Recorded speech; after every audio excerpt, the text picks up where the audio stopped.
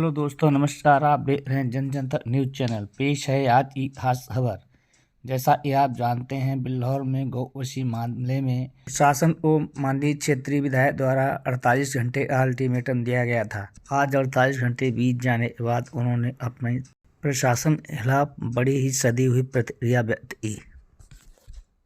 मैं आपके समक्ष उन विषयों को रखने वाला हूं जिन विषयों को लेकर के समय समय पर जो भ्रांतियां फैलाई जाती हैं।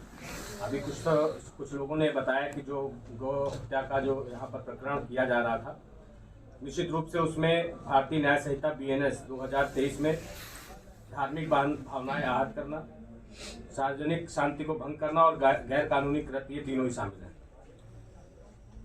जब किसी गाय का आप चाहे मृत हो चाहे जीवित हो, दोनों ही अवस्थाओं में कहीं भी उसके सिर को अलग करना, उसके पैर को अलग करना या उसके शरीर के किसी भी अंग को अलग करके उसके मांस को, हड्डियों को या खाल को अलग करना, ये कहीं भी उल्लेखित नहीं होता है।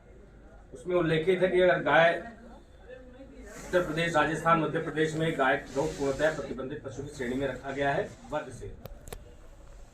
यह अलग भाव है कि गाय को कुछ लोग माँ के रूप में देखते हैं, कुछ लोग उसे भोजन की वस्तु भी मानते हैं, लेकिन कम से कम इन 3 प्रदेशों में ऐसा कोई भी व्यक्ति नहीं होगा जो गौ हत्या के किसी भी प्रकरण को कानूनी ठहरा सके या गौवध के, मतलब अगर मृत है या जीवित है, किसी भी अवस्था में उसके हम अंगों को क्षति नहीं पहुंचा सकते। उसको डिस्पोज करने की जो प्रक्रिया है, उसको दफनाने और जलाने की जो प्रक्रिया है, वही उल्लेखित है। अगर किसी कोई ये भ्रम फैलाने की कोशिश कर रहा है कि किसी के पास ठेका था, तो सबसे पहले ये जानना होगा कि जिसके पास भी वो ठेका था उसके संदर्भ में मैं आपको लिखित में उपलब्ध करा दूंगा कि ठेका जिस व्यक्ति का है वो बेकनगंज, कानपुर शहर का रहने वाला है और उसने किसी व्यक्ति को यहाँ पर काम दे रखा था। आबादी, सार्वजनिक स्थान, धार्मिक स्थल से 300 मीटर की दूरी ऐसा उल्लेखित किया गया है, लेकिन वहाँ पर मंदिर भी 300 मीटर की दूरी में है और सार्वजनिक स्थल भी है, आबादी भी बगल में है, वहाँ पर प्लॉटिंग हो रही है। आबादी के आसपास जो है वहाँ पर पानी की टंकी भी उपलब्ध है। ऐसा उल्लेखित किया गया कि कोई जलाशय या कोई ऐसा जल का स्थान नहीं होना चाहिए जहाँ पर ये सब चीजें हों। ऐसी स्थिति में जब ठेका किसी और को हस्तांतरित किया जाता है तो ठेका स्वतः ही समाप्त हो जाता है या उसको चलने के लिए कानूनी जो प्रक्रिया है वो पुनः संचालित करनी पड़ती है, यानी कि वो पूरी तरह से अवैध है। आप सभी के समक्ष मैं इस बात को भी रखना चाहता हूं कि हमारे बिल्हौर के जो हमारे पुलिस अधिकारीगण हैं, ACP बिल्हौर श्री मंजय सिंह जी और रात में हमारे तमाम वरिष्ठ अधिकारियों ने, ज्वाइंट कमिश्नर आशुतोष जी, आप भी साथ में थे और इस मामले की पूरी गंभीरता को उन्होंने समझते हुए उन्होंने कहीं ना कहीं जो जरूरी आवश्यक कार्रवाई थी उसको अंजाम दिया है और आगे भी इस पर कार्य करने के लिए सुमित सुधाकर रामटेक के जो हाल ही में ACP से अभी ADCP के रैंक पर आए हैं, उन्हें यहाँ पर इस घटनाक्रम के पूरे जिम्मेदारी दी गई है, जिसको उसका खुलासा करने के लिए लगातार उनकी टीम सक्रिय है और 2 ऐसे लोगों का जिनका नाम था उसमें लाए हैं। क्या नाम उनका था? नादिर और कादिर। ऐसे 2 लोगों को पुलिस ने उठाया भी था। अभी और लोगों की भी धरपकड़ जारी रहेगी। निश्चित रूप से उन्होंने जिस तरह से 48 घंटे का हम लोगों ने कहा था, उन्होंने 24 घंटे के अंदर 2 लोगों को अरेस्टिंग की है और आगे भी इनकी कार्रवाई निश्चित रूप से चलती रहेगी और अंततः इस घटना का जो सत्य है वो निकल कर के आएगा। क्या वास्तविकता में जो चीज़ें प्रशासन के माध्यम से या जो ठेकेदार है उसके माध्यम से बताई जा रही हैं वो सही है या जो हम लोग कह रहे हैं वो सही है? दोनों ही चीज़ों की जांच अभी चलती रहेगी, क्योंकि स्पष्ट है कि जो अवशेष मिले हैं उनमें गायों के सिर, उनके पैर मिले हैं। इसकी फॉरेंसिक जाँच के लिए भी हम लोगों ने अधिकारियों से बात की है। फॉरेंसिक जाँच से ये क्लियर हो जाएगा कि वध जो किया गया है वो गाय के मृत पे किया गया है या जीवित गाय का वध किया गया है। ऐसे पे देखना है हम लोगों को ये कि इसमें आगे जांच में क्या निकलता है।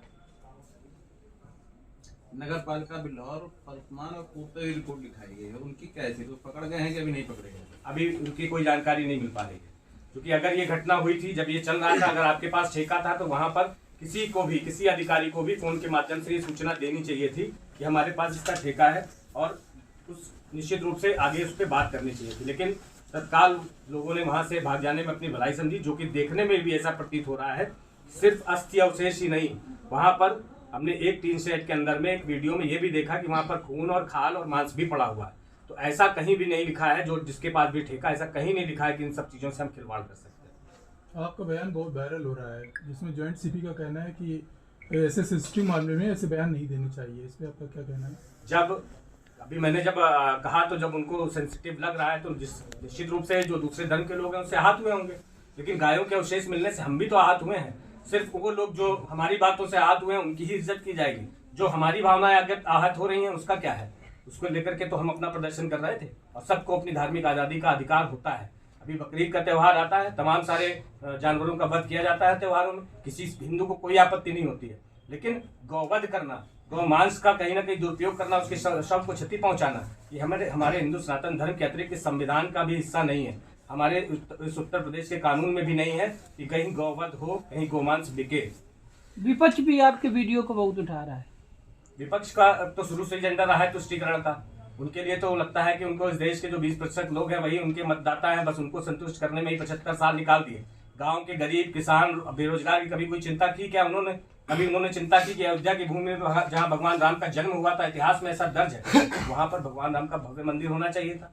मथुरा में और काशी विश्वनाथ कॉरिडोर की आज स्थिति आप देख सकते हैं। आपके खुद इस विधानसभा के अंदर पर्यटन विकास की तरफ से अभी शिवराजपुर में एक वहां पर आसपास सुंदरीकरण का कार्य किया गया 1 करोड़ 35 लाख की लागत से, और हाल ही में आप ही के विधानसभा बिल्लौर में एक नवीन घाट का भी निर्माण किया गया है, स्नान घाट का, और अभी 70 लाख रुपए पर्यटन विकास की तरफ से बंदी माता को भी मिले हैं, वहां भी सुंदरीकरण का कार्य किया जाएगा।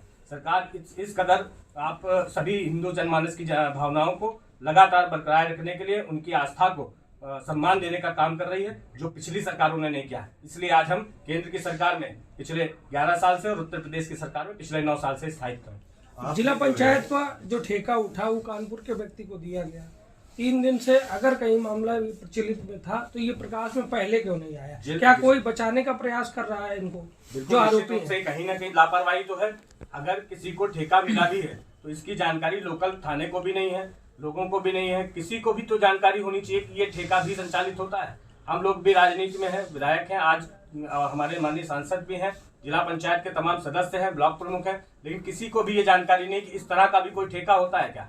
ये गुपचुप तरीके से कहीं ना कहीं कोई बड़े षड्यंत्र हो सकते हैं, ऐसा मेरा मानना है। मैंने उस दिन जो भी बातें कही थी उससे जिसकी भी भावनाओं को क्षति अगर पहुंची है तो निश्चित रूप से उन्हें ये आभास भी करना होगा कि गौमांस मिलने से हिंदुओं की भी आस्था